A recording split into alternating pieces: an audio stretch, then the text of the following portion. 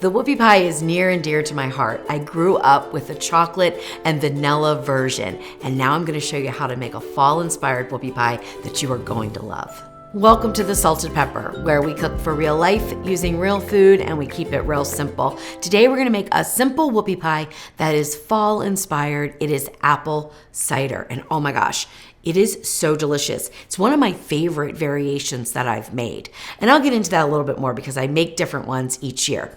For this recipe, I am using my stand mixer for the buttercream filling, and I'm using my hand mixer for the cookie part. You can use either or, okay? So you could use your stand mixer for both parts. You could use your hand mixer for both parts, okay? We are making a Swiss buttercream, which is a little bit easier to do in the mixer, but can be done with a handheld mixer as well. All right, so let's get started with the cookie part. First, we're gonna cream our butter and sugar. This is 8 tablespoons or half of a cup of salted butter that is at room temperature. And you definitely want your ingredients at room temperature, including the egg.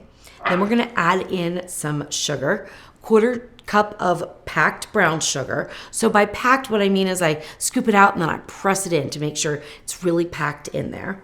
And then 1/4 cup of white sugar.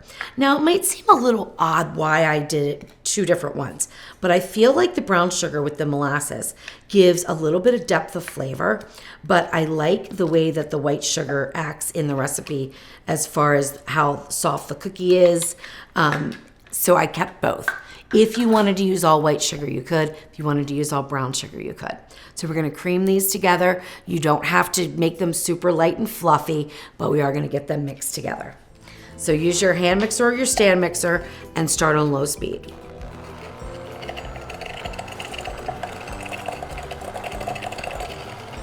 Then you can increase your speed.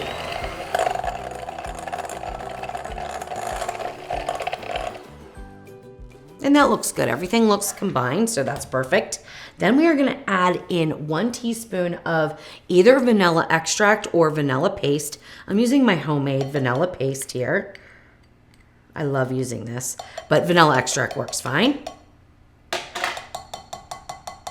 We're also gonna add 1 large egg, and then we'll mix that up.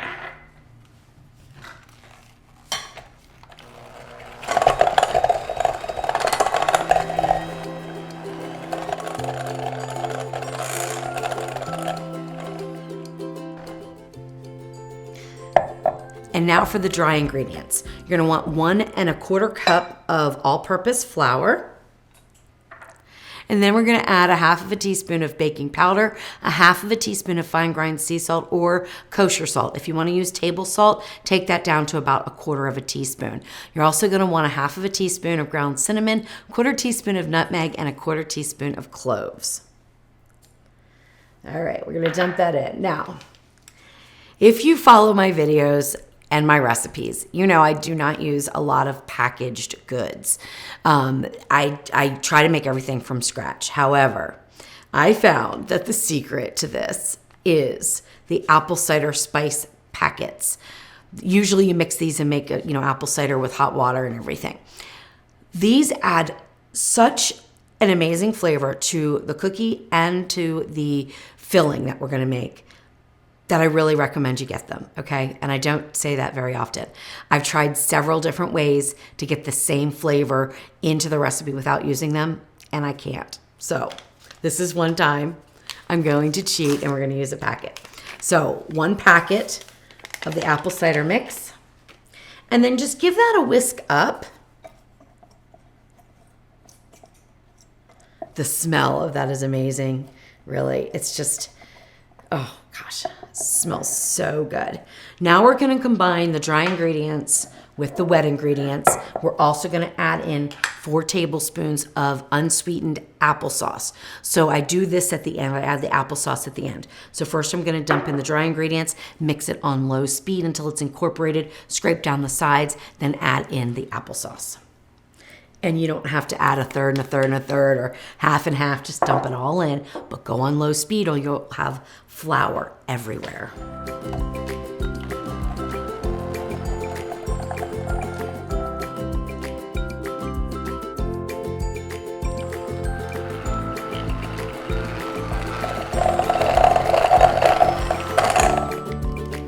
right, that's it, just until it's incorporated.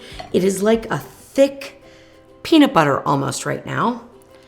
Peanut butter consistency, but we are going to loosen that up a little bit with the applesauce. Now, I got the 4-ounce containers of applesauce because I don't use applesauce a lot. Usually I'll make it if I want it, but I got the 4 ounces. So if you have the 4-ounce packets, you're gonna use 4 tablespoons out of there, then reserve the last tablespoon for the filling, okay?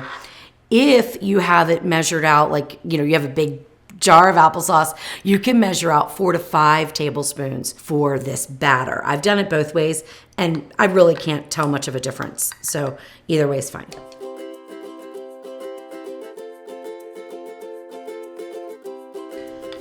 All right, I'll explain why I put the applesauce in the filling in a little bit, because there is actually a reason for it, and not just flavor. Okay.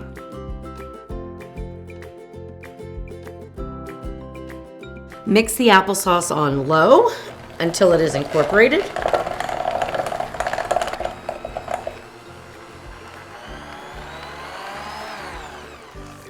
All right, there we go. Now let's get our cookies made.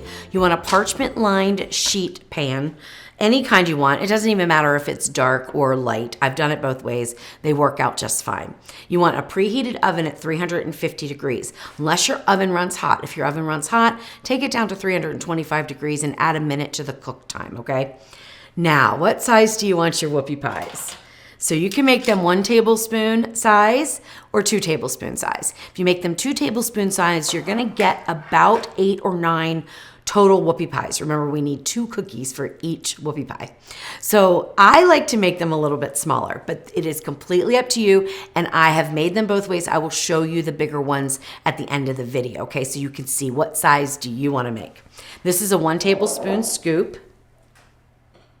We're just gonna scoop out the batter and separate them by about 1.5 inches.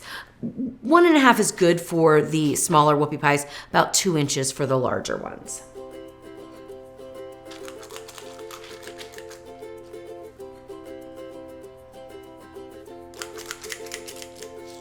You can see I kind of spread these out a little bit because I realized that I could have cut my parchment a little bit bigger. So I was kind of running out of room, but I wanted to get an even amount on this tray. So I got 16 small cookies on the tray. We're gonna bake it for 10 minutes in a preheated oven, 350 degrees Fahrenheit, and then we will just continue to make 1 tray at a time. That's how I like to bake them. You can absolutely bake 2 trays at once in your oven and then rotate the trays halfway through if you have any issues with uneven baking. But for me, I like to do 1 tray at a time. It gives me more time to take them off the tray, to put them on the cooling rack and things like that.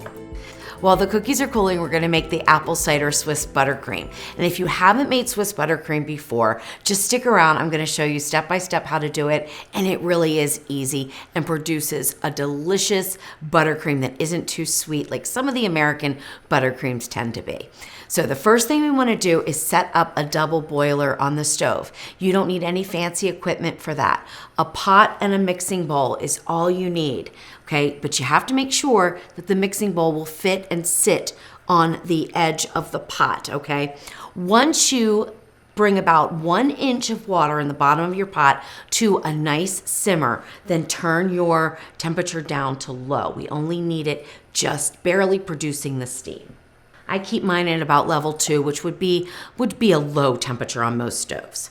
All right, once the boiling starts to calm down, I'll put the sugar in the mixing bowl right over top.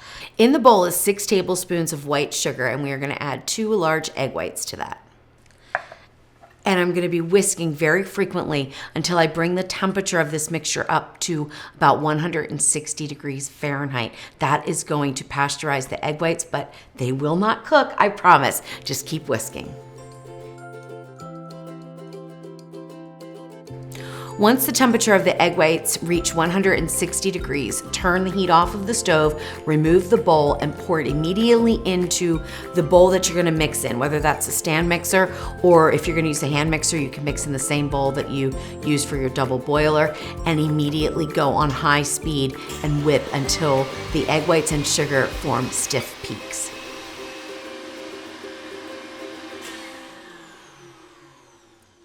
All right, we're gonna check and see if we have stiff peaks yet. Now this can take anywhere from 5 to 10 minutes, okay? Just depends on the speed and the power of your mixer. But I can tell you right now, we have stiff peaks, and that was only about 3 or 4 minutes.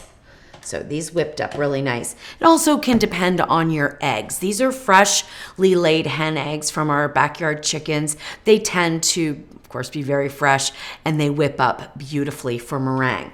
So don't be surprised if it takes your egg whites 10 minutes or longer to whip up to stiff peaks. The other thing I want to mention is when you're making any type of meringue, you want to make sure that your bowl is really clean and free of fat. You never are going to add in any kind of fat to your meringue when you whip the egg whites, okay? That's super important. All right, now we are ready to add in the rest of the ingredients, and we start with the powdered sugar. The powdered sugar is measured out in 2/3 of a cup, then I sift it, and then I measure out 2/3 of a cup again, okay, in there, because when you sift it, you're gonna end up with more than 2/3 of a cup because it aerates, but you want 2/3 of a cup sifted powdered sugar goes in. You can dump it in all at once. Mine was just a little bit shy, so I'm just adding that little bit of extra. Then we're gonna go on low speed. Low speed is important. If you go on high speed, you're gonna have powdered sugar everywhere. So low speed, and mix that all in. And we're gonna use 2 of these amazing little cider packets. And I pour them right in while this is mixing.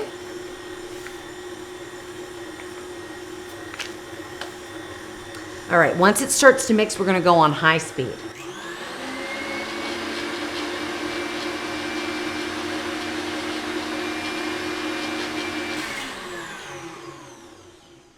All right, that looks perfect. I'm just taking this off just so I can make sure that that cider is not stuck at the bottom. So I just wanna mix that around. It looks pretty good. All right. Now we're gonna put in the butter and Crisco. I know, Crisco, people seem to hate it. It's vegetable shortening. I like to use it in my Swiss buttercream. If you don't wanna use it, that's up to you. You can use all butter if you want. I think the Crisco gives a good stability and it's not quite as buttery. I just like it, so that's what I'm using. You don't have to use it, okay? It's 4 tablespoons or 1/4 of a cup. Put those right in. And then 8 tablespoons of salted butter. You could use unsalted, that would be perfectly fine, but I like to use the salted in this. Then I don't add any extra salt. You could put those in right now. Then you're gonna mix it on medium speed till it becomes nice and light and fluffy.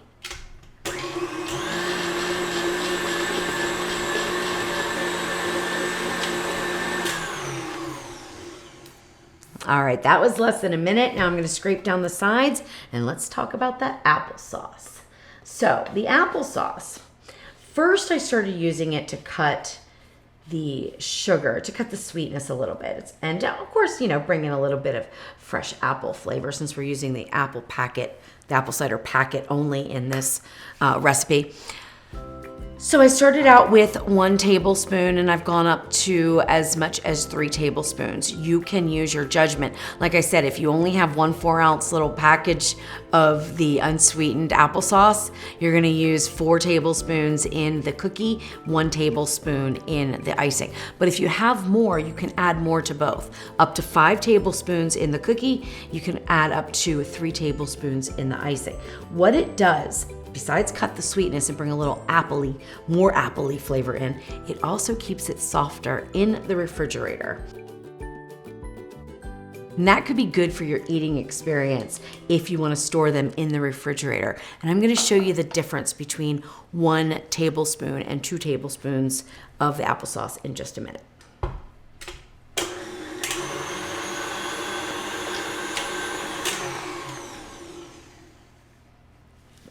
that we are all done. And I really like the little bits of applesauce that you can actually still see. So definitely use 1 to 3 tablespoons of the applesauce in your buttercream, and you will thank me for that. All right, let's get our beautiful whoopie pies all filled and ready to eat. I like to use a 2 tablespoon scoop to put the filling in. Now you can use as little or as much filling as you like. What I like to do is have probably an equal amount, this might be a little overfilled, but an equal amount of filling that would be the same width as 2 cookies, okay? So this one's kind of a little bit big. All right, so let's just scoop out our filling and see what 2 tablespoons does here for these little guys. And that looks perfect. All right, so we just continue to do that with all of the cookies, and then I will give them a taste test and tell you how to store them.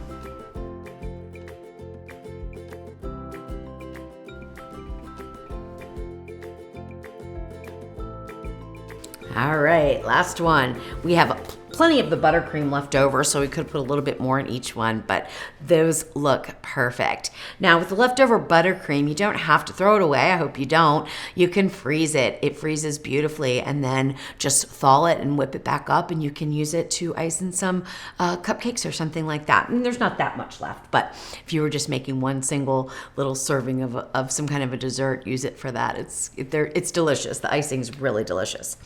All right, so this is the difference in size between the 1 tablespoon cookie scoop and the 2 tablespoon cookie scoop. As you can imagine, one is twice as big. That makes sense, right? Both are good sizes, okay? This one, I think, is impressive, very impressive. So if you're giving it as a gift, you might want to make the bigger ones. But the little ones are the perfect amount for a single serving, okay? I find that I split these in half with my husband, although I will say last night we each ate a whole one. But usually we'll split one of these, okay? So whatever size you want to make is up to you. This one has been refrigerated, and it is still on the hard side, okay, as far as the filling goes. Now you can bite into it. That's good. Oh my goodness, that's good. But the filling is a little on the stiff side. If you want more of a softer filling, go with more applesauce, okay? So these have 2 tablespoons of applesauce. This has 1 tablespoon in the filling itself. When these are refrigerated with the 2 tablespoons of applesauce, they're gonna be a little bit softer. The filling will, okay, than these. Either way, they're gonna be delicious though. Oh my goodness. Wow. I can't even begin to describe how delicious this is. Now personally, I like the filling a little bit firmer. So when you first make them, they're very soft. So stick them in the refrigerator for about 30 minutes before you serve them if you want your filling not to kind of ooze out.